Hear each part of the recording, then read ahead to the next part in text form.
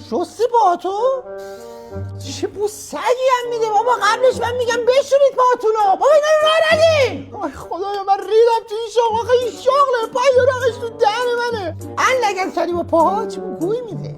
والا کوکب جونم پای من مثل بقیه هوا نیستش که 24 ساعته. این پا رو زمینه دارم پول حلال در میارم. این پای یا سون اسبه.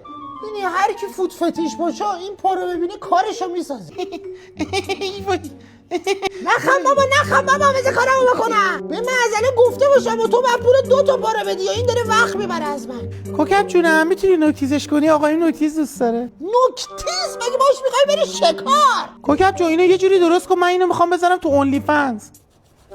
نه خیر این فایده نداره. سمیه سنگ فریزو بیار. چرا داری عکس میگیری؟ عکسو دارم میگیرم. سمیه بزنی سردر سالن بزنیم از پذیرش همچین پاهای معذوریم. کوکب جون چقدر بدفازی. میدونی پا چقدر فن داره؟ من 2 تا راه حل برات بیشتر ندارم. یکی که پا رو از اینجا قطع کنی، دومیش که پا تو از جوراب در نیاری.